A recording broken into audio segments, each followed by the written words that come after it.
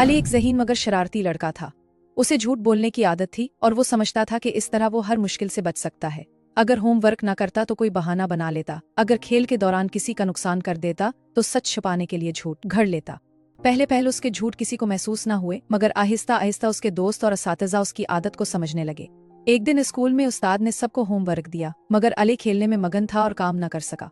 सुबह जब उस्ताद ने पूछा तो उसने फौरन बहाना बनाया, सर मेरी कॉपी रास्ते में खो गई थी। उस्ताद ने ज्यादा ध्यान नहीं दिया और कहा कि अगले दिन काम ले आना।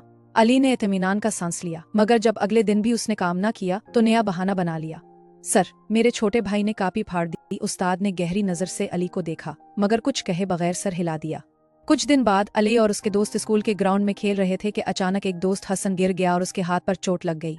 सब दोस्त हसन की मदद के लिए आगे बढ़े, मगर अली ने फौरा कह दिया, ये मेरी वजह से नहीं हुआ, मैं तो उसके करीब भी नहीं था। हालांकि सबने देखा था कि अली की वजह से हुसन गिरा था। हुसन को बहुत दुख हुआ कि अली ने सच मानने के बजाय झूठ बोला और वो नाराज होकर चला गया। आहिस्ता आहिस्ता उसके दोस्तों ने उस पर भरोसा करना छोड़ दिया। चंद दिन बाद स्कूल में एक अहम इम्तिहान था।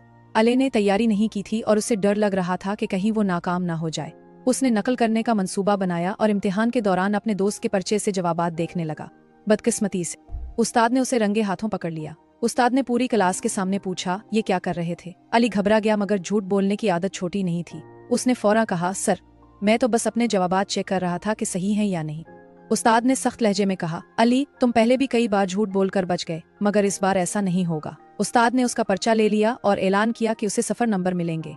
अली के चेहरे का रंग उड़ गया। वो हमेशा समझता था कि झूठ बोलकर हर मुश्किल से बचा जा सकता है, मगर आज उसे एहसास हो रहा था कि उसकी आदत ने उसे सबकी नजरों में बेएतबार बना दिया है।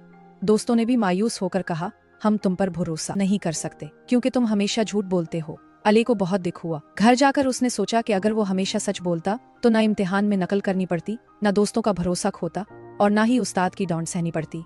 उस दिन के बाद अली ने सच बोलने का अहद किया। उसने अपने दोस्तों से माफी मांगी और वादा किया कि आइंदा कभी झूठ नहीं बोलेगा। शुरू में उसे मुश्किल हुई, मगर जब उसने ईमानदारी से बात करना शुरू की तो सबने दोबारा उस पर भरोसा करना शुरू कर दिया।